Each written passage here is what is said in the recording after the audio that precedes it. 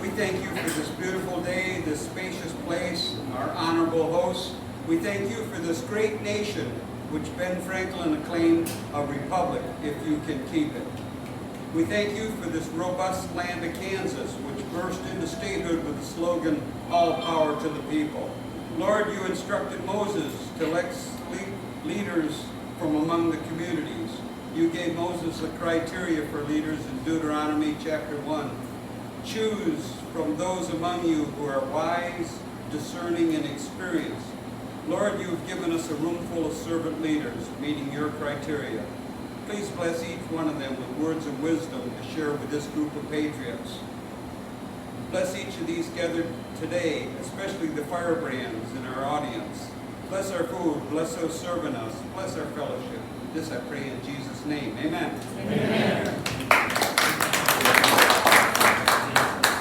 Thank you for being here. My name is Tony Barton. I know a lot of you, so it's really good to see your faces. Those that I've met that I don't normally see, thank you for being here. I'm actually part of Watch Kansas, and this is just one of the things that we do.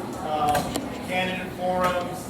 We kind of have different messages that we go after, whether it's on the state level, federal level, from COVID to the whole transgender issue that's going on out there. So I say that to say that if you're interested in any of the work that we do, it's online. You can find it on YouTube. You can find it on Facebook.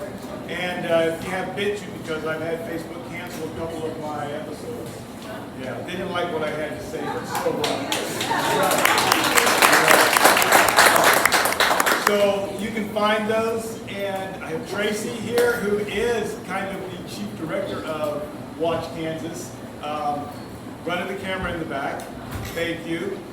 And so what we're going to do a couple of things. I've been to a number of legislative updates, and I'm sure many of you have either participated and have been there and heard, the different things asked and all the legislative stuff that gets on, and how everyone will answer the same question. I wanted to really do something a little different.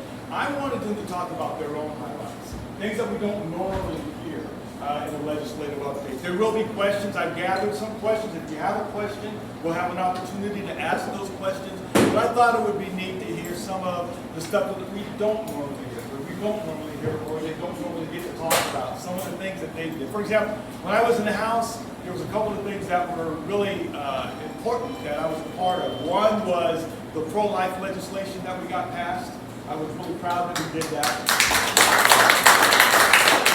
And the Second Amendment, that was a pretty awesome bill, and we were able to get that established and get that voted in. And there were some other things that kind of happened throughout that was really interesting. One in particular, and then I'll let this guy stop, Common Core. Everybody familiar with Common Core? You guys familiar? Tell me, is it still there? I think it is. Well, I was on the Education Committee, and it was the first time that bill actually got out of committee and onto the floor. It hadn't happened before, but I was actually able to get it out of committee and on the floor. Of course, it failed on the floor, but we were actually able to get it out of committee, which was a huge accomplishment. So I want to hear things like that. I want to hear from these guys the things that stand out to them, and we can start. Who wants to go first? Okay, we'll start on the end. Oh, Lance. We'll start on the end with Senator Tyson, work our way down, and then we'll go from there. There'll be some questions too.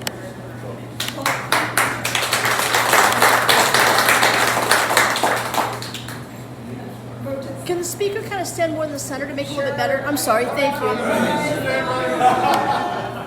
Well, good afternoon, everybody. It's great to see you. Can you hear me? Yes. Well, if you don't know, I used to be a cheerleader for many years, and now I'm a cheerleader for the state of Kansas.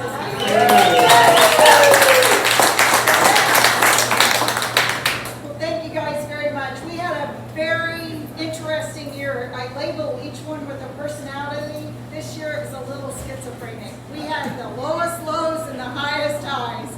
And I'll tell you, a couple of the highest highs were tax bills. One of them was property tax transparency, Senate Bill 13. It's so good, it passed almost unanimously, and the governor didn't have the guts to veto it twice. She only vetoed it last year, not this year. So we got it signed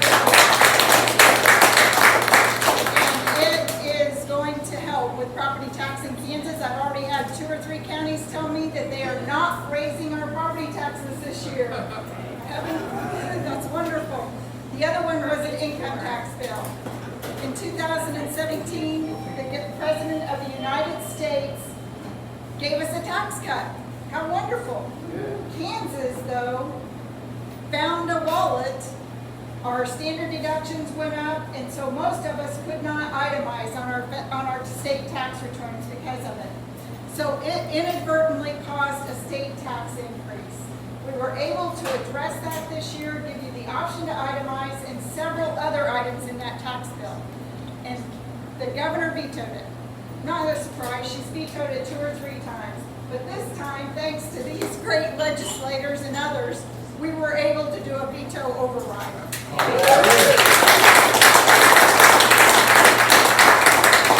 Another one I'll talk on really quickly, and I know it's a highlight for all of these guys, and most importantly, we need you to engage. August 2nd, 2022. Value them both is on the amendment. We have to pass it. The legislature got it passed. We need to get it passed. So thank you guys very much.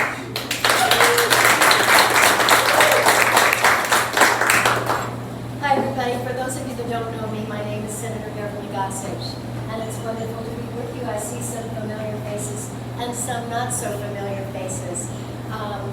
I guess first of all, there's so many good bills that we talked about, but just let you know my background is educator as well as insurance agent for 17 years.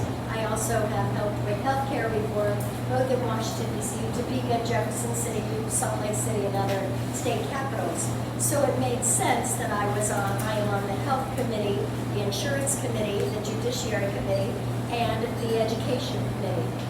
In judiciary, one of my highlights that we were talking about was, if you know Senate Bill 40, we were curtailing the governor's authority. That's any governor, not just this governor, because there were some who said, well, if it weren't this governor, you wouldn't know. We need to curtail the governor so that we don't just have one person making all those decisions. So the amendment that I added to that bill was twofold. One, never again is the governor allowed to make a statewide mandate.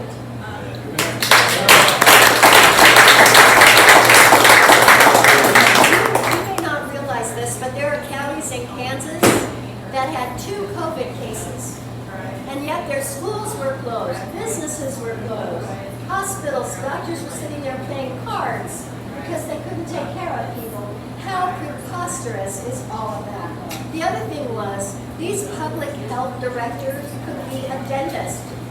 They could be anybody in these counties, but they had all this authority to also mandate. So that same amendment said they are not allowed to mandate. They can suggest, they can offer an idea. They're not allowed to mandate. They can suggest this to the elected body, but only an elected body can make those decisions. Does that sound good to you?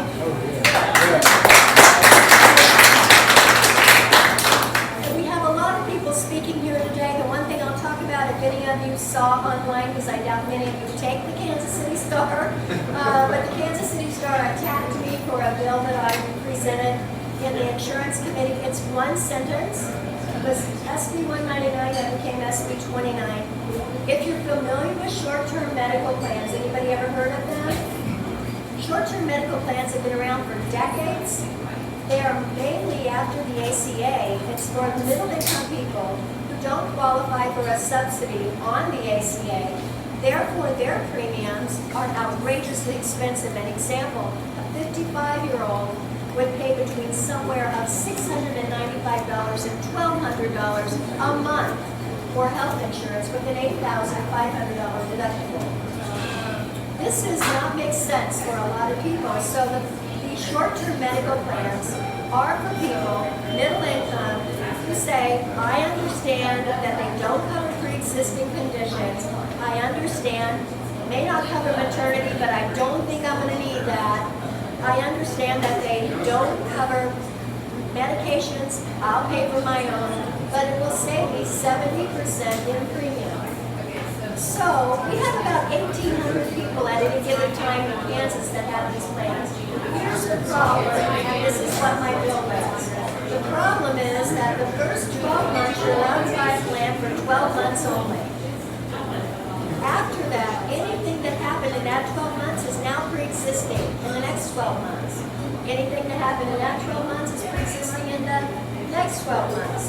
So with President Trump, I helped with Brian Blaze to write a regulation the President passed that said short-term plans now, those insurance companies may, in the first 12 months, when you buy your next 12 months, anything that happened there is not considered pre-existing. In other words, you're not underwritten up to 36 months or 3 years. Much longer time for you to get treatment. Now, Kansas City Star said, Beverly Gossage wants you to buy junk insurance. President Obama has called him out. Ron Ellis sent out an email that I want everybody to buy junk insurance. I will say this, you tell me which is junk insurance. Last year in February, one of my clients who has a short-term medical plan discovered they had to have emergency surgery. It was not pre-existing, so it was covered.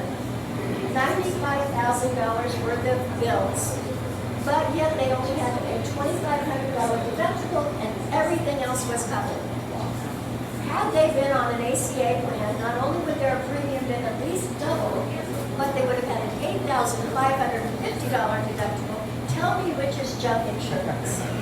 There will be an article coming out in the Wall Street Journal in about a week that talks about that very thing. They interviewed me for this article. I was interviewed for the Carey Hall show, if you know that, on insurance. So we're going to hear more about this coming up. But oh, surprise, surprise, President Biden just announced he is going to do away with these junk insurance plans. So watch for that to happen. If we can still do it, I hope to bring it out next year. The governor, we passed it in both houses. The governor vetoed it. We had veto proof in the Senate, not quite in the House. So we need some more education there, and hopefully these guys will help me. So I just want you to know, everybody is up there working hard for you.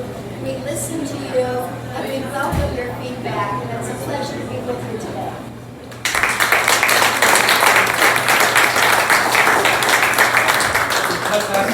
Senator Gossage. So my name, for the folks that don't know me, my name is Pat Proctor. I serve the people of Leavenworth and Fort Leavenworth as their state representative in Topeka.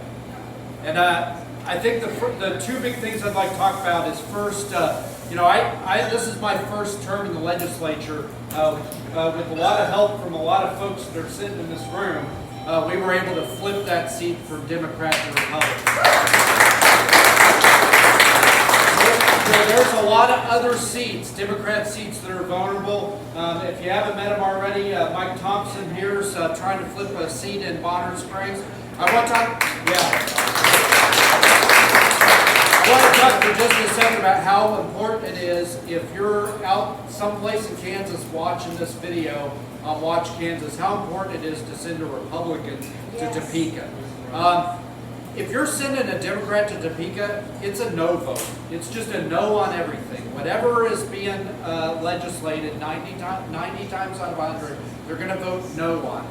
And it's a protest vote. And the problem is, if you're one of those folks sitting in one of those Democrat districts, your legislator can't bring things to the floor for a vote. They can't get their bills heard in committees and on the floor. And so they come home and they tell you they're going to do this and they're going to do that, and then they can't actually get anything done in Topeka for you because you sent a protest vote, and it's the nature of the beast in Topeka. And the reason I bring it up is, our previous representative for years and years, he said he was going to get a veterans home in Northeast Kansas, and he kept promising it, and he never got it for us. I, along with all the representatives here, were all co-sponsors on that bill. First term, we were able to get it through because we sent a Republican to Topeka.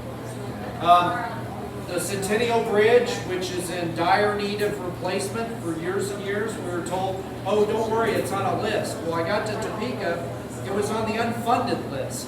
And so, because we sent a Republican to Topeka, I was able to put pressure on the KDOT, and we were able to give them a little bit of grief on a few bills, and we were able to get that bridge onto the funded list. So it's finally but those are things that I brought home for Leavenworth. But what I'm I think what I'm most proud of is the stuff that we were able to get done for the entire state of Kansas. I sit on the elections committee, and we had relatively good elections, but the Secretary of State, he said we had no major irregularities, but frankly there are a lot of things that should have been illegal that were not illegal, that were going on all over Kansas. And when I got into the legislature, I got in the elections committee, and I started hearing some of the stories, I realized that there were some big things that we needed to do with our election system. The first one's ballot harvesting. I saw it on the ground in Leavenworth. The day the mail-in ballots go out, I knocked 4,000 doors last election. So I was just out for another day and knocking on doors. And all of a sudden there's all these kids that are not from Leavenworth all over my district. And they're going door to door to all the Democrat houses because they had already, from out of state, sent them ballot requests, sometimes 5, 6 requests to a single home. And they knew which houses were getting the ballots. And the day the ballots showed up, they'd show up at their doorstep. Hey, let me help you fill that thing out. Here, let me take it in. And they do that dozens and dozens of times. And in these small house, state house races, it doesn't take much of that to totally flip the election. And so, I just wanted fairness and transparency. I wanted the same rules that apply in the ballot box at the election station, at the polling station, in the voting booth, where I can't stand over people while they're voting with my Pat Proctor T-shirt. I can't fill out their ballot for it and then carry it to the ballot box for them. I wanted those same rules to apply in your living room. I wanted you to be able to be as confident that the ballots being cast from home were just as valid and just as uninterfered with as the ballots that were cast at the polling place. And so we were able to get those 2 bills passed this term. We were able to override the governor's veto, and I know that we hit them where it hurts because they're suing to stop those laws from going It's all the usual suspects, all those same people that were bringing kids in from out of state to go harvest ballots are the people that are suing the state of Kansas to keep those laws from going into effect. And so, there's a lot more to do in that area, and I'm raring to go for the next legislative session. But I'm proud that I've done my small part, along with all the people here, to bring some level of confidence that those mail-in ballots are just as valid as the ones that were cast at the election.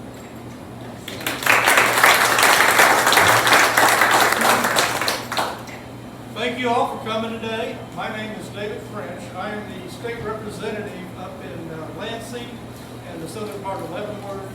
I've been a representative for 3 years now. This is my 2nd term. I ran in 2018. I didn't want to run, but I had to run. Unfortunately, our representative at the time was one of those representatives that in 2017 voted for the biggest tax increase in the history of the state. And the problem with that was she was happy she did it. I'm sorry, if I have to raise your taxes, I'm not going to be happy about doing it. I'm going to be very unhappy. I may have to do it, but I'm not going to be happy about it. So I said, we can't afford to send her back to defeat. There's just no way. Unfortunately, we couldn't find anybody to run against her. And so, last, 3 weeks before the final deadline, I said, okay, I'm throwing my name out there. She has to have some competition. We're not going to let her go back to Topeka and do another spin and tax. Even though, like Representative Proctor said, Democrats can't do much, but they get a bunch of rhinos in there, they can do a lot of damage. And that's what they did in 2017. They passed this large tax increase. So, I said I have to run. I said there's probably no chance I'm going to win against the incumbent. The odds were against me, I realize that. But as anyone here knows, you don't win a campaign on your own. It takes a lot of support, a lot of good people out there supporting me. I had some really great people out there helping me. And I may not have been the best candidate running, but I was definitely not the worst candidate. My opponent, even though she was an incumbent, was the 165th worst legislator out of 165 legislators in the legislature. So I keep saying Mickey Mouse could have beat me. I believe he probably could have. But I won. I won by 70 votes. And not much, but I did get her out of this state house.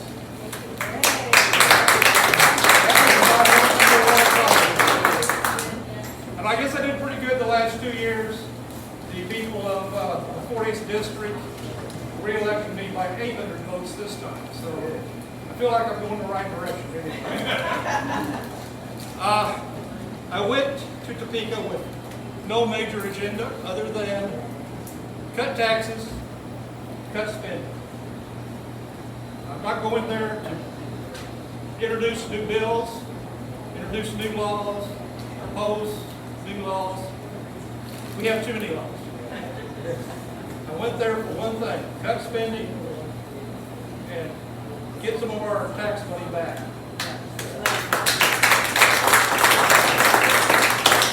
And I will tell you, I have failed on both counts. The last 3 years have been the highest spending budgets in the state's history. So I have not cut your taxes. And except for the one thing we did this year, we got the Trump tax cut finally out to the taxpayers. Haven't been able to cut your taxes. So I failed. And I really haven't failed. I'm one vote. One vote out of 125 people in the House. And so you can't do anything in the legislature unless you can get enough other people there to do what you want to do for your constituents. That's the issue you have when you get there. You make all the promises you want to your constituents. The bottom line is you've got to get more of these kind of people doing the same thing or you're not going to get it. So it's a really interesting job. I'm not going to say it's an enjoyable job, but it's very interesting. And I'm going to continue to fight. Get you more of your money back and try to control this governor and her spending. She just thinks we have all kinds of money. So thank you all for coming. We really want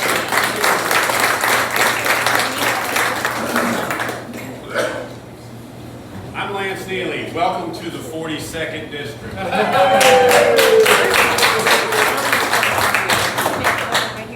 This place holds a special place in my heart. 2 different times this year, I've been in its defense.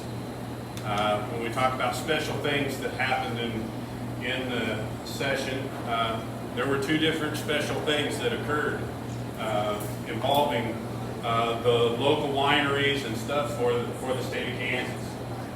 One of them had to do with this winery specifically, and we had to go to battle with the powers that be that control the major highways and different things that way in order to turn around and try and do things for my constituent. And when I got up and spoke on it, that's what I was trying to tell everybody, is very, very few times when we get up there are we actually doing something for one of our constituents. We're doing things, for the masses. I had an opportunity to right a wrong. There was something that was wrong. A constituent had brought it to me, and I said, all right, then I'm going to turn around and try and do something about it. And we did.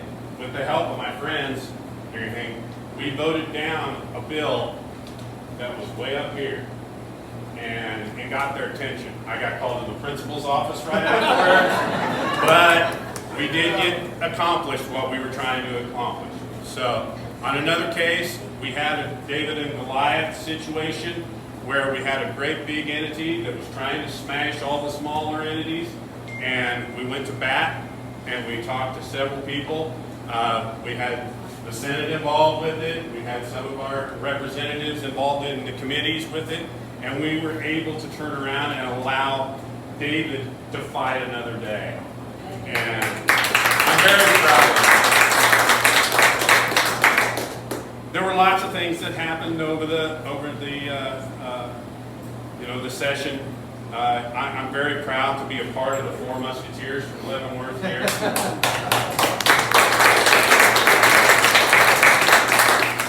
We worked well together. Tim and I have an office together. People were sometimes scared to come in there with the shenanigans going on and stuff, but we had a good time working together. And I'm really looking forward to going back this next session and having the ability to turn around and work with these people. Mr. Ellis has kind of taken us under his wing. He's helped us a lot.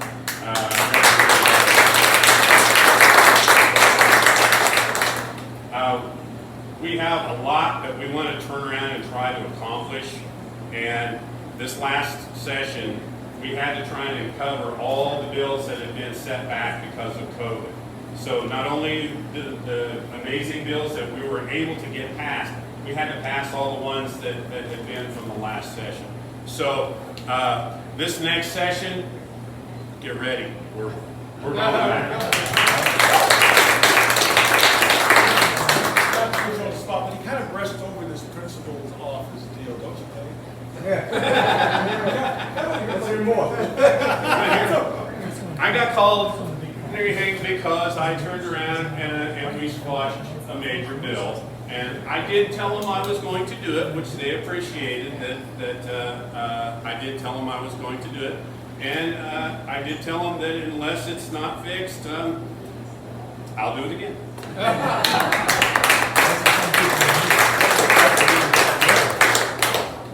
Well, good afternoon. Tim Johnson, 38th District. I was asked by Willie Dove when he ran for the Senate, and it worked out. And I guess what I learned in my first weeks is I have wonderful people that watched out for me. She took care of me on my first hearing in front of the Senate and walked me through it. She probably told her vice chair, got our young one here. Yeah, no. But I appreciate that because I learned. This wonderful lady here, I represent her. I wish she was my senator, but she's not. That face you see right there is the happiest smiling face you see every time. There's boss. Well, not really. And I missed that. I really was expecting to have Linda French in our office kind of keep tabs on me. I told her she reminds me of my mom when I do things wrong, and I know she would have corrected me. What can I tell you about Lance? We were stuck up in the balcony. You didn't know that in the early parts because of COVID. Way up in the balcony. You don't put Tim and Lance up there to play. He had a little character with a parachute. And I dared him to throw it out. We did. We did. Yeah. But I have one of those come to the principal meetings too. I guess you're not supposed to stand up and say "here, here" real loudly after a speaker says something very motivational. No, I got gavel. But I'm used to the principal's office. And then Ron Ellis from Jefferson, we should call it, he belongs in Leavenworth. He does. His wife's guy is awesome.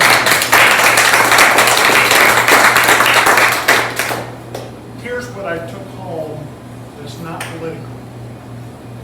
These people are faith-based. This gentleman standing right there, Pastor Dave, quietly gives us advice and guidance from the Bible. There were a couple times I didn't know what I needed to do. But when you go back to that as your source, I remember him coming to me that next morning after we took the value of both amendment. This is enough. And I'm thinking, well, didn't we come here to do this? That's why they elected me. We were going to vote for it. I said, you don't understand. This was something special for God. And has to be done. It kind of started to click. Every one of these people, and I will tell you several of our leaders on the Republican side, are people of faith. And that's why I think it's got to start for this country to come back together. I really do.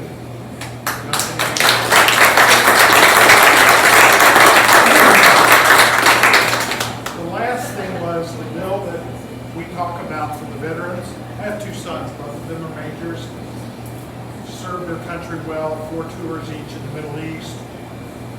And I know what veterans deserve that have served their country. So we just jumped into it, and I know you didn't know for sure what you were doing. Not even sort of. Not even sort of. And so maybe we did stuff that wasn't on the list of to-dos, but we did it. And it worked.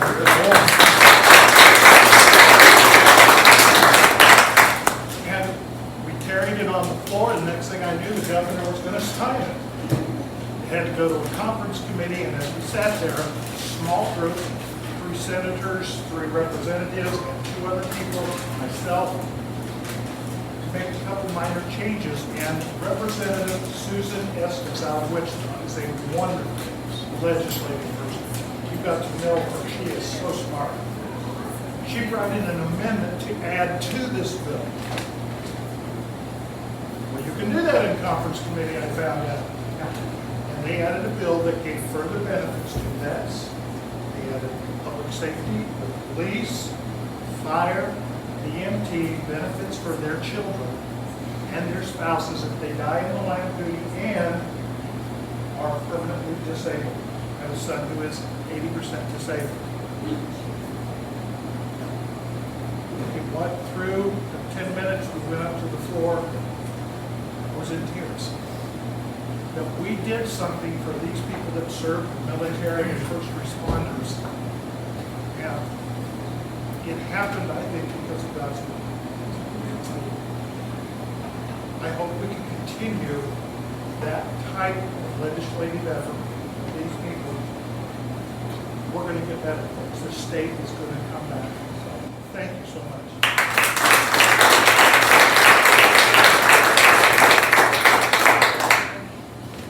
Ron Ellis, 47th District, Jefferson County. I have to stand So you're on I camera. didn't like to talk. Anyway, this is on a news announcement. We found out the most dangerous weapon in Kansas is a pen in Governor Kelly's hand. Anyway, Tim and Lance sat above me, and I was on the bottom of the gallery. If they would have tripped and fell, they'd have killed 10 of us. Honest to God, those little steps are just different. That was not good. But anyway, this is the good things that we like to do. In fact, the building you were talking about, we did something with freshmen that we'd never done before. I think Lance moved to suspend the rules. You seconded it. We got passed right at the last moment.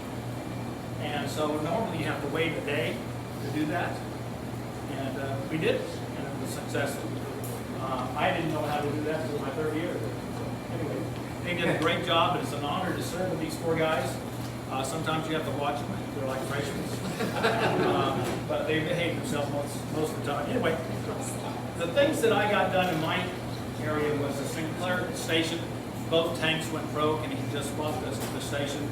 And I went to the Senate, got it done, took it the next day over to the House, asking for a favor. Hey, can you mention the chairman? Can you mention this?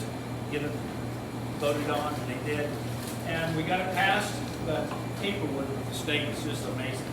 But I called again, and we got lost, sent to the wrong department. We finally got it done, and just last week it got opened up. But hopefully he'll make it. Another business in North Antigua, she takes women on tour guides, fishing, hunting, camping, mountain climbing, and she serves alcohol 4 or 5 times a year there. And she couldn't serve alcohol or get a license because her husband's a police officer. Well, we passed that, and that was easy. I'm glad that was because I taught both of her kids. And anyway, the Soldiers Home, I'm glad we got that done. Hopefully you'll be located here in Leavenworth. Jefferson County. You're making your life mad, Ron. One of the things I worked on for 4 years, Ramon Gonzalez worked on it for 6 years. We found out who the problem was. It was a guy called Johnson. He's running for treasurer. I hope that we'll have a wonderful lady declare her nomination for treasurer. And if she does, I wanted to say I endorse her, and she'll make a great candidate for treasurer.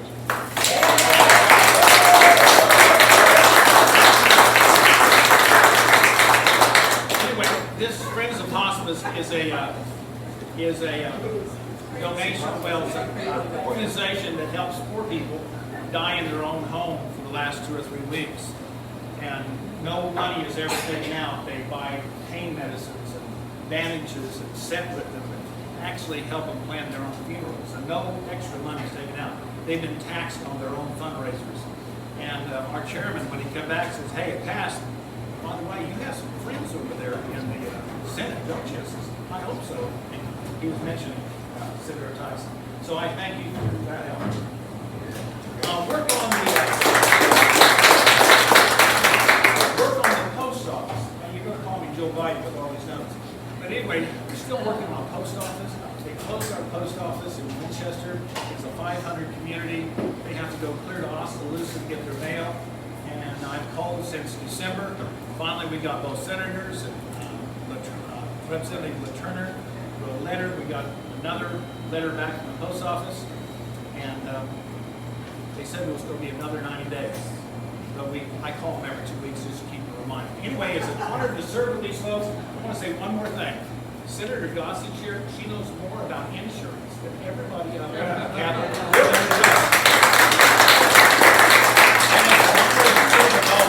Thank you.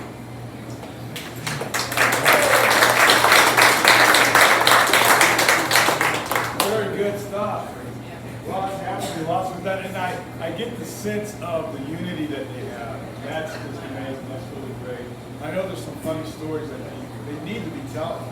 So we'll let it slide just for a minute because I wanted to know if there are any questions. I have a couple that were given to me, but if you have a question right now, anyone have a question, you're like, my name is Tony Barton.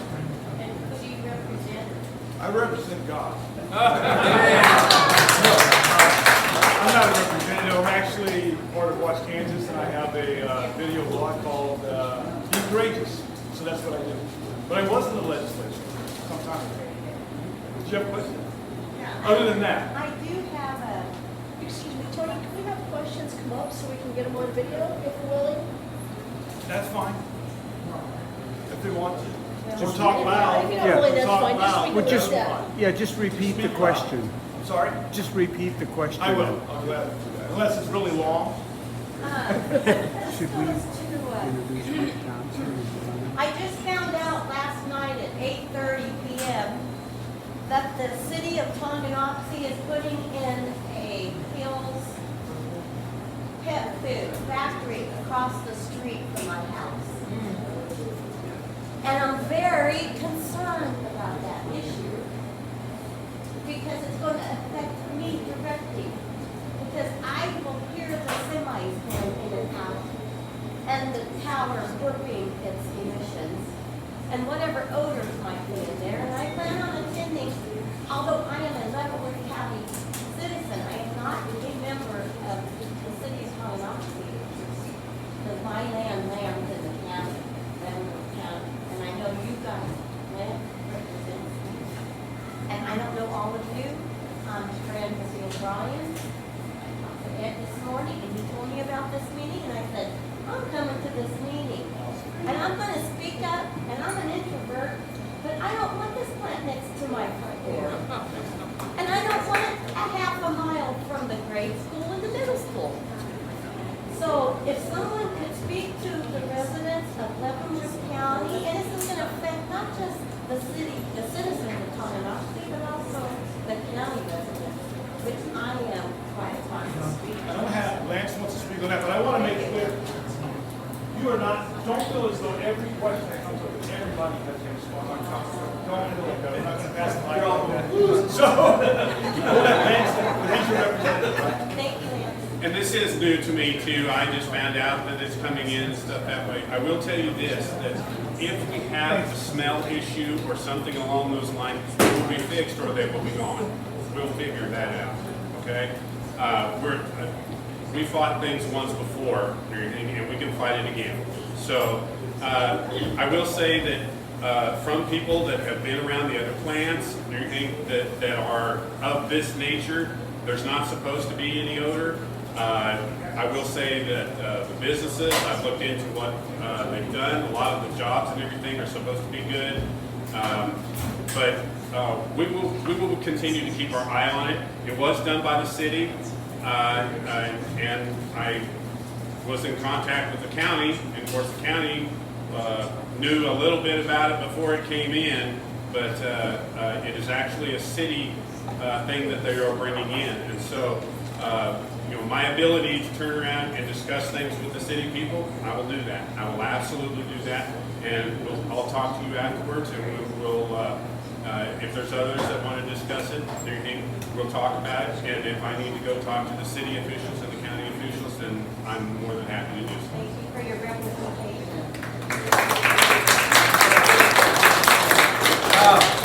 So I do want to talk to this for just a second if I can. I don't represent Tonganoxie. I represent Leavenworth and Fort Leavenworth. The reason that Pat Proctor. The reason I decided to run was because of my neighbors. I live up in northern Leavenworth, just a few blocks from the gate. I don't know how often you get up to Leavenworth, so I just want to take a second to describe my neighborhood. One of our city commissioners, who remain nameless, refers to my neighborhood as a blighted neighborhood. And that's a technical term that I hate because it ignores all the people that actually live in my neighborhood. But what it means is folks in my neighborhood ain't got their jobs. I mean, that's what it boils down to. Too many of the folks in my neighborhood, they're working part-time because they're trapped in food stamps, trapped in welfare, trapped in disability, trapped in these systems that are supposed to help them, but it also puts a salary cap on their lives. And so when I was running to get those folks back to work, to help those folks climb out of that generational poverty and get back to work. So I'll tell you frankly, when I'm up in North Leavenworth and I hear people down in the rest of the county say, I don't want it in my backyard, I'm like, damn, put it in my backyard. I literally put that factory in my backyard if it will put my neighbors to work. But you know what? Leavenworth doesn't get to decide for Tonganoxie, and Tonganoxie doesn't get to decide stuff for Leavenworth. And the reason I wanted to get up here was first about the jobs. And if that plant wants to come up to my neighborhood, I'll find a place for them, darn it. But it was also because we're in the middle of local elections. Up in Leavenworth, we got 3 commissioners that are running for re-election. 2 of them opted back in to the mask mandate that our county opted out of. All 3 of them voted yay on budgets that raised our property taxes every single year. And there are some great candidates that are running to replace those folks and restore our voice in the city commission. I don't know Tonganoxie local politics, but I guarantee you that there's some good folks that have stood up to run. And so if you don't like the decision that your city commission made, I encourage you to go meet those candidates, talk to those candidates, find one that believes the way you believe, and then knock some doors. They don't represent me because I'm not as. Well, you know what? That don't mean that you can't knock on doors for them. That don't mean that you can't put signs up. Because I got the same thing, right? I got folks that live just outside the city line that are impacted because every time they come to shop in Leavenworth, they had to wear a mask for 6 months, right? So what I would tell you, I'm endorsing in the city commission. I just announced today I'm endorsing Ed Hingula and Griff Martin, great patriots that were out there fighting the mask mandate. But I'm sure you got great patriots in Tonganoxie. I'll tell you, even if you're not inside the city limits, that don't mean you can't give money. That doesn't mean you can't knock doors for them. So, I'm saying to you, but I'm saying to all the folks that are out there watching this a week from now and watch Kansas, get out there, find your local candidates, and support them. Because for too long we've been ignoring these racists and conservatives, and we're a victim of the races we don't get.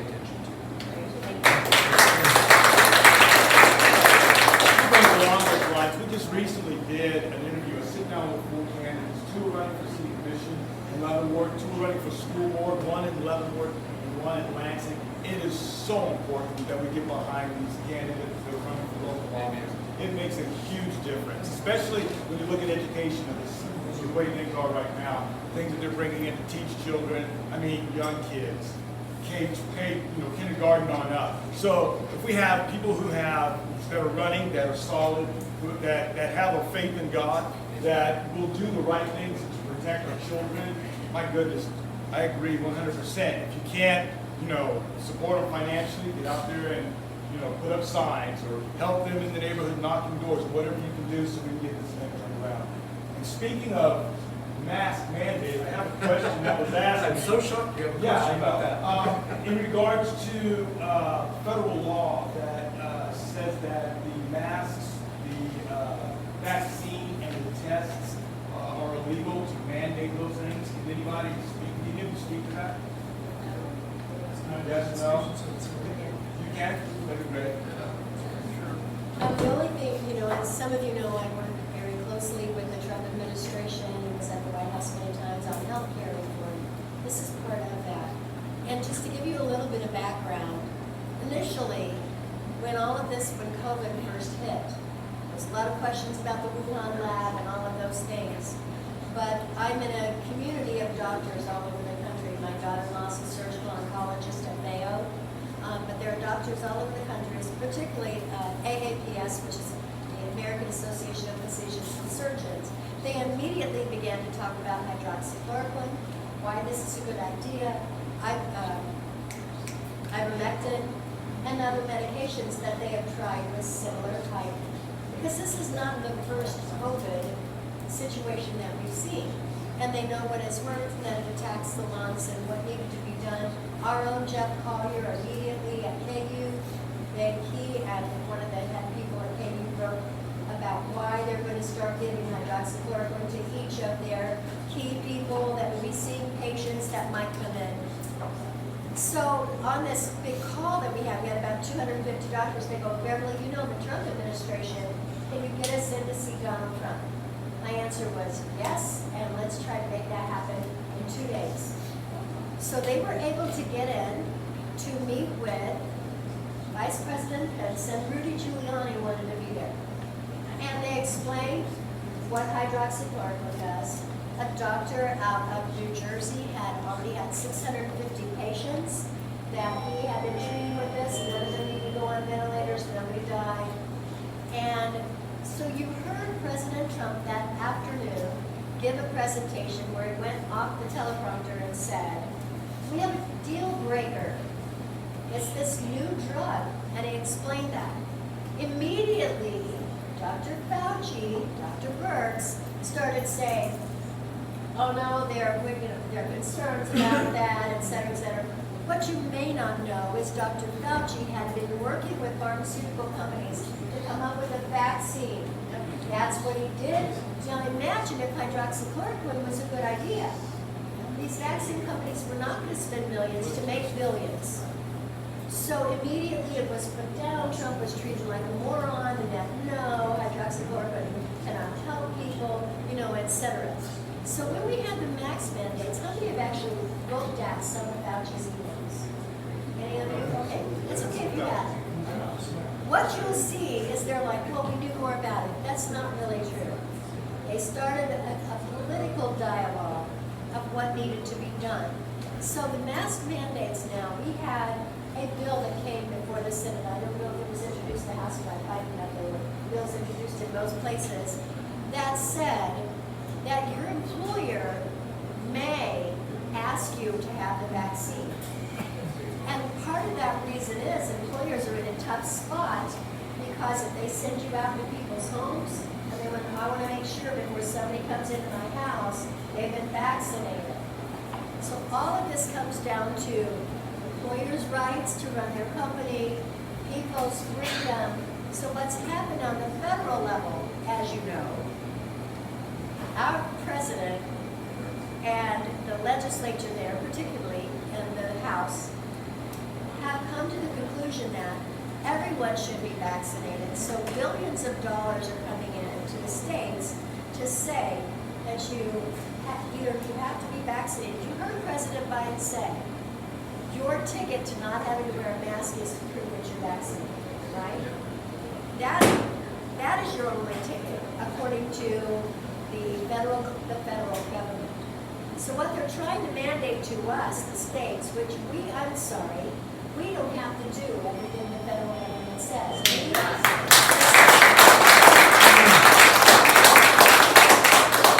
the 10th Amendment that says we don't have to do that. So therefore, they are now trying to put together, it's not a law yet, for some of you asked about a law that you have to be mandated. They left that up to the states. And we curtailed the governor's ability to do that. But there is not a federal law that you have to wear a mask. There is not a federal law that you have to be vaccinated. However, that doesn't mean that later, airlines that require you to wear a mask. I was in Texas speaking at a Heritage Foundation event last week and had to be masked to get on the airplane. They can still ask you to wear a mask, but they can ask you to get off. So that's not federal law, however, that's separate, independent organizations. Beverly, you got college students in Kansas mandated to take the vaccine. Right now, that is left up to the. It's not happening. Yeah. Well, the Board of Regents that, and Helen. It's not. It's not. mandated. Right. It is not And it's mandated. illegal to ask whether you have vaccine or not. It's Right. not. Right. And we just assume everybody did. Yes. If you don't know who this is the famous Helen Van Dyke. I'm sorry. I think this is not Las Vegas, but everything you say here, stay. Helen, what's your name? Beverly, so make it sit. Okay, so all I'm saying is that we need to understand when you've got people telling you there's a law, you have to, no, there is not a law. There is no state law, there is no federal law that you have to be masked. The question was that there is a law in place that says that you cannot mandate wearing a mask, taking a test, or getting the vaccine. There is no such law. There's no. There is no such law that you cannot mandate it. Airlines can mandate it. They can mandate wearing a mask, but Wearing a mask but you cannot mandate the vaccine or you doesn't mean mandate. they couldn't do that later. Okay. So what's the protection that we have as a state to prevent that from happening? Yeah. So, first of all, Beverly, Senator Gossage, she hit it right on the head. But something I'm shocked that it didn't get more play. It happened in the last hours of the legislature. When we passed the omnibus bill, there's a clause in there that says no state money can go to issuing a vaccine passport, and no agency that receives state money can mandate a vaccine passport. Which, it's not everything I wanted. I would have loved to have a law that says employers can't mandate you get an experimental vaccine. I would have loved to have have protections for businesses so that they can't be sued because one of their employees didn't have a vaccine. That's what I wanted, but you got to deal in the art of the possible. And I think that one very important thing that never got any press at all, I'm really disappointed about, that there is no state-issued passport, vaccine passport, and no agency that demands state money, which includes your colleges, your public schools, can demand a vaccine passport. That really pulls all the wind out of the sails of anybody that wants to demand a vaccine, because there's no official document that is going to be issued in the state of Kansas that says you got the vaccine. I agree it's not perfect, but it does something. It does something to prevent the state from mandating that you get an experimental medical treatment. This whole vaccine, COVID vaccine, mask wearing, tests is something that we've been discussing for how long, Terry? Terry Rogers over here is my partner in crime on Be Courageous, so. But we've been discussing this for a long time. Oh yeah, you can come up for a minute.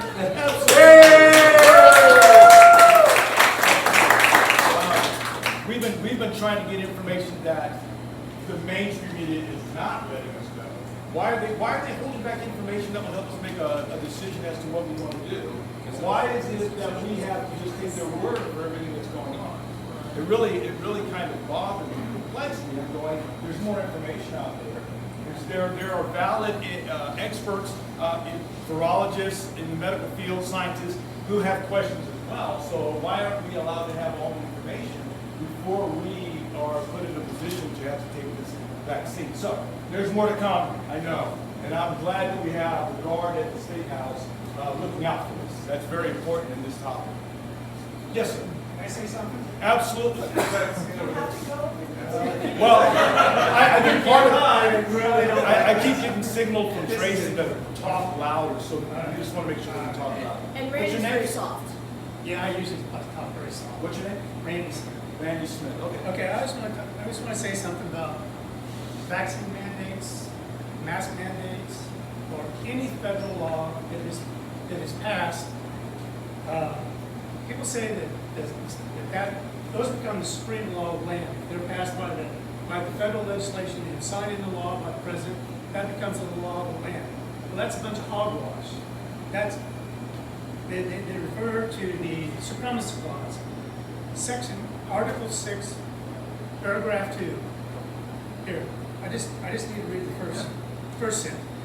The Constitution and the laws of the United States which shall be made in pursuance thereof, and all treaties made or which shall be made under the authority of the United States shall be the supreme law of the land. In pursuance of the Constitution. That means that if it's not in pursuance of the Constitution, state legislatures can nullify those laws. They mean nothing. Now, people say, well, you can nullify all federal laws. No, only those that are passed not in pursuance of the Constitution. And it has been already adjudicated in a Supreme Court decision back in the late 1700s, which had to do with the Sedition Act, the first Sedition Act. And it was shortly, the Sedition Act came shortly after the Bill of Rights was put into the Constitution. And then they passed the Sedition Act, which basically was an assault on the First Amendment. James Madison and Thomas Jefferson wrote state resolutions nullifying those laws. It went to the Supreme Court. The Chief Justice at that time was John Marshall. He was Thomas Jefferson's cousin, pretty much a liberal, and didn't agree with much of anything that Thomas Jefferson had to say. But on this issue, he agreed. They won. The case is called Marbury versus Madison. Look it up. And when it was all over, John Marshall said, any law repugnant to the Constitution is void.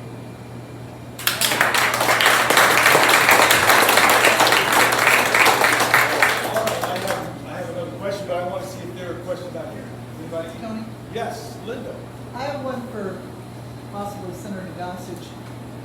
They're saying that you're going to have to prove that you have been vaccinated or prove these things. How can they do that with the HIPAA laws? You know, our medical records are private between us and our doctors. And I don't have to prove a damn thing to anybody else that wants to know whether I've been vaccinated.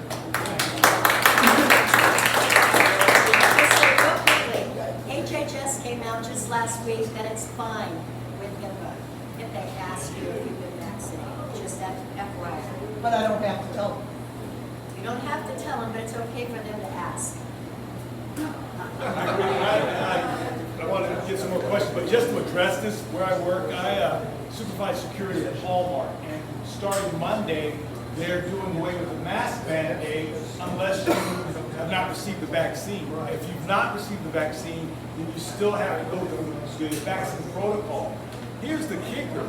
For them to get around that question of have you had the vaccine, they put in the protocol, you can say, you don't have to say yes or no. You can just kind of leave it unanswered. But if you do that, you still have to wear a mask, you still have to follow the protocol. So it's going to be real interesting because there is something about the right to privacy, your own medical information, and then being asked by somebody else about that. And FOIA or otherwise, so I think there's more to come. I'm surprised personally that there haven't been any lawsuits coming out of the lawsuit over this whole issue, so. Tony, I have a question. I'd like to ask Senator Gossage, we just had a Supreme Court decision on Obamacare. You can explain to us the ramifications of that? Hey, the question had to do with the passage of Obamacare and what are the ramifications for us? Real quickly, there are no ramifications. The thing is that Obamacare was a total disaster, and it caused rates in Kansas to go up by 4 times what they were before the very first year. That's why short-term medical plans became more popular, because people could not afford the plans. So what have they done? They just keep dumping more money and more money and more money and enriching more insurance companies. So much so that the smaller insurance companies went out of business. The Supreme Court, sadly, if you're Facebook friends with me, go on there and read what Supreme Court Justice Alito said, which is that the Supreme Court has done gymnastics to try to protect the Affordable Care Act. It has become political. And so the best thing that can happen, some of you know I'm an advisor to the Republican Study Committee in Washington, D.C. We've already got the plan in place. But all we need in red states, we don't need an alternate to Obamacare. We don't need a replace to Obamacare. We just need to repeal and take away the extra layer of regulations that Obamacare added to the state regulations that we have already. So under Republican legislation, we tried to do that under President Trump. Sadly, you have to have 60 senators in order to do that. The only thing we can do now is continue to fight back against Medicaid expansion in the state of Kansas, which is part of Obamacare.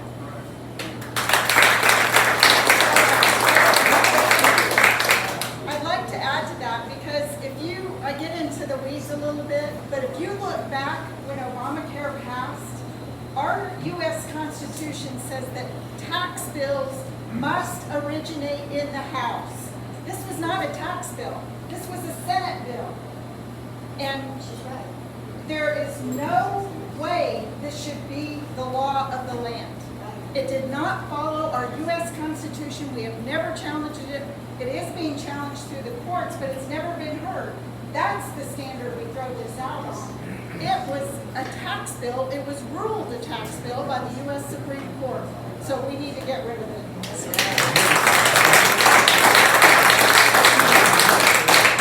Maybe that's what was needed to be read before they had to vote on it. If you want to know what's in it. Any other questions? Oh, I got a question, Tony. Yes, sir. Because this kind of ties to this. I was wondering, since Kansas has a unique way of appointing Supreme Court justices, is the Senate or the House going to take up in the next session changing the way that Kansas appoints Supreme Court justices? You can bring that up. However, you have to have a veto-proof vote. Which? Because we have to have at least 27 in the Senate and 8 have right in the House. We've actually had this legislation before. The Senate President has been helping on it. We do not have the 2/3 majority in the House. We have it in the Senate. We're going to get there in the House this next election. The reason we're talking 2/3 majority, it's a constitutional amendment to change the state Supreme Court, the way they're appointed. And I want to expand on this a little bit. We have a rogue court. I talked about valuing them both really quick. We know that the courts went out of control. I suggest that all of you go out and read the court opinion, especially the dissenting opinion. But in the opinion, the court said, we're not a rogue court. They absolutely are a rogue court. And there was a case where we had an illegal immigrant in Kansas that stole somebody's identity. And they were charged and prosecuted under Kansas law. Our Kansas Supreme Court said, oh, no, you can't do that. It's a federal offense. No, we have state laws that said you cannot steal somebody's identity. So our Supreme Court was throwing it out. Thankfully, Attorney General Derek Schmidt took this to the U.S. Supreme Court and got it overturned.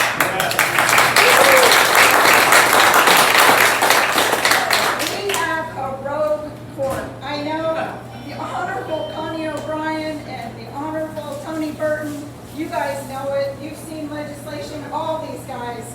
We've worked on legislation because our court is out of control, and we've got to shut that down. So hopefully. You know, a lot of the people in the room here are kind of folks that have been involved in Kansas politics for years, so they all know kind of what we're talking about here. But I just want to, real quick, for the folks that watch Kansas, explain what it is that Reverend Rogers was talking about. Right now, and a lot of people, when I talk to them on the doorstep about this, they don't understand this. Right now, the legislature has no voice in how those Supreme Court justices are picked. That a panel of lawyers that from the Bar Association give the governor 3 choices. She picks them, and then they're a Supreme Court justice. That's it. There's no advice and consent from the Senate like all the other appointees. And they do things like find the inalienable right to an abortion in life, liberty, and the pursuit of happiness from our Constitution. They do things like say, yeah, go ahead and close our churches because of COVID on Easter. Go ahead, no problem. I mean, these are the, and so I as much as anybody respect separation of powers, but right now the Supreme Court is just a hip pocket legislature for the governor. We need to be able to reintroduce the voice of the people of Kansas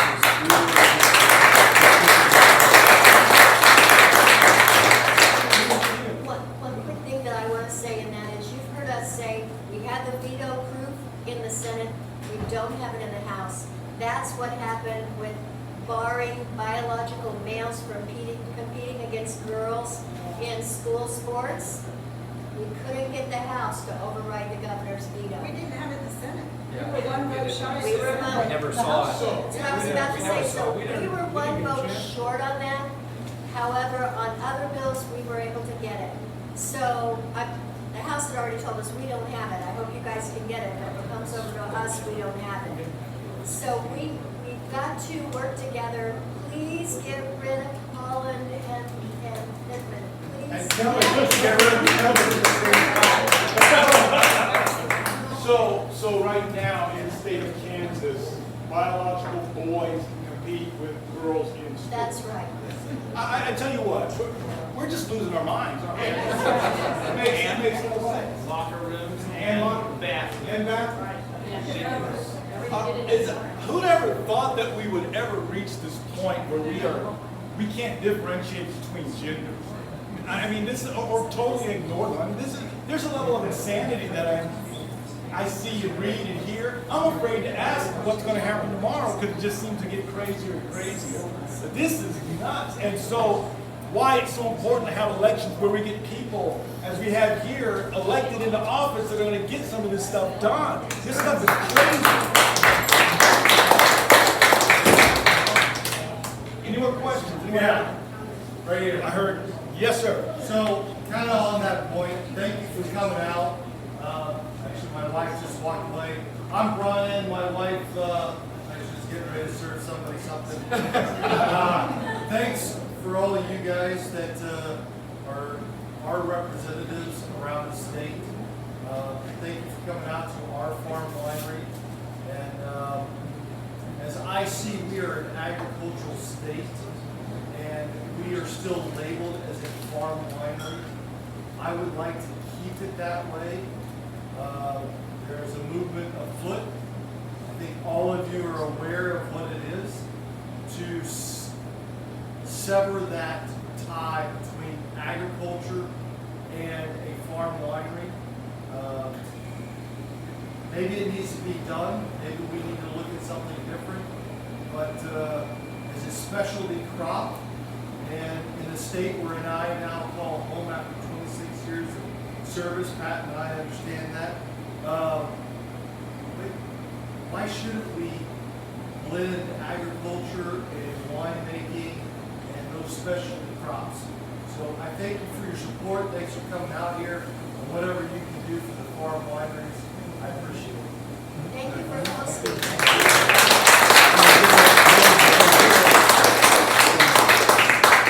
So that you're all aware and you're already started working on some things that will hopefully protect the farm wineries, making them a separate entity from producers and manufacturers of wine, which they are a different thing. I do know that Brian and Gina are very green in some of the stuff that they do. They use cardboard as fertilizer, things like that. They buy almost all of their stuff from Kansas. Not all of the farm wineries do that. There's a percentage and everything that we have to discuss and everything, whether we're going to go with a 15% or a 30% of your products come from the state of Kansas. But we're going to turn around and do something. We've got to protect it, or we're not going to be able to have places like we are in right now. Okay? So that's something that I've already discussed and everything with my representatives and stuff from around here, and with some of the others at the State House. And we're going to be back and everything next year and everything to make sure that we are able to be here next year.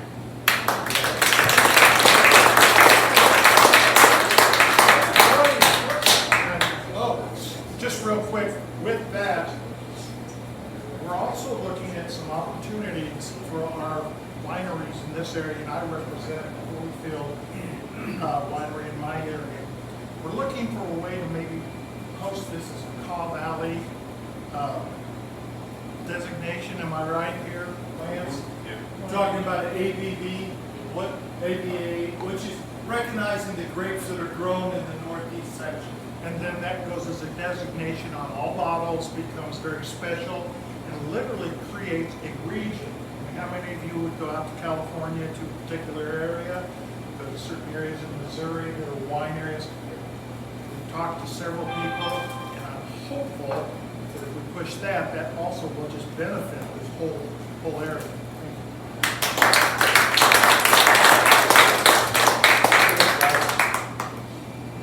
Questions? Any more? I go to one more that I have here. This has to do with, someone had said something about a bill to provide unemployment benefits to pay the school bus drivers during the summer. Evidently, they're concerning it that for the 2 months, it's difficult to get a job, so they want something in regards to unemployment benefits. So, anyone want to address that? This has actually been this issue has been on the table for a while, but it came to the forefront with COVID. The school bus drivers that are employed by the schools want unemployment. And if you work for a company, corporation, I think that you can get it. It's not the schools that don't get it. So it seems like there's an inconsistency there. It needs to be looked at by the legislature, but it was in an unemployment bill this year. I think it was in the House version and it got stripped. I'm not sure about that, but it has been looked at. And if I may real quick, we do work well together. This is a great team, you guys, and it is the House and the Senate combined, and we're aimed at the second floor. We have a governor who is from New York. New York, you guys, exactly. He gets the cue every time. That's exactly the cue. How do we have it? She does not have Kansas values. So we need to work together next year as a team. I know the primaries are going to be rough. They're going to be hard. Hopefully they'll be very professional, very cordial about the issues. That's what we need to keep it about. And then in November next year, we need to take the second floor.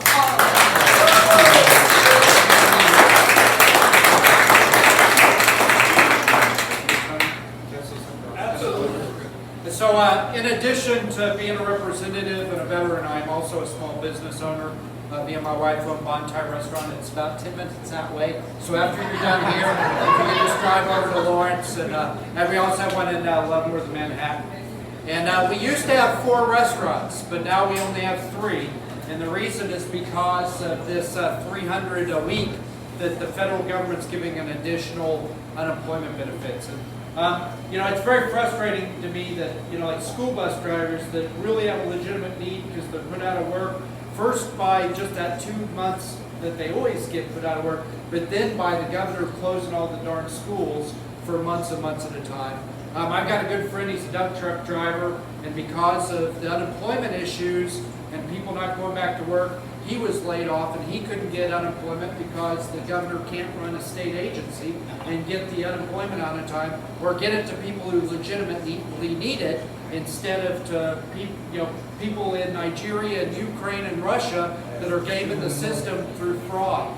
But we've got we had a period when we were really in dire economic straits because of the governor's shutdown, when it made sense to do this 300 a week in unemployment, additional unemployment. That time's passed. There are somewhere between 50 and 70,000 jobs that are going unfilled, and there are 33,000 people at home getting that 300 a week and not taking those jobs.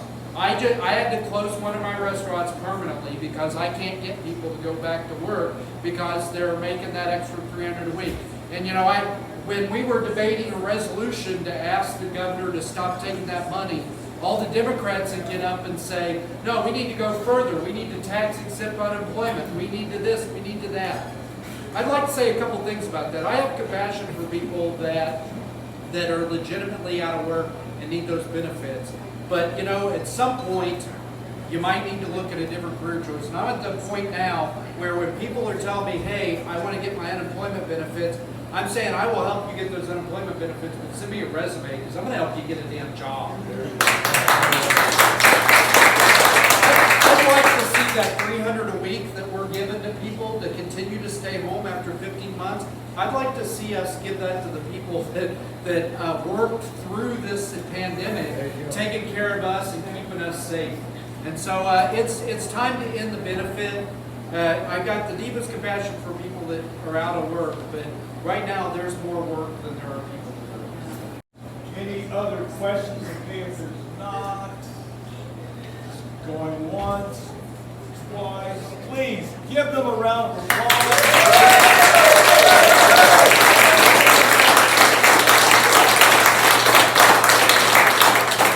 Thank you for being here, coming out and kind of doing it like this versus giving me the old let's pass the line.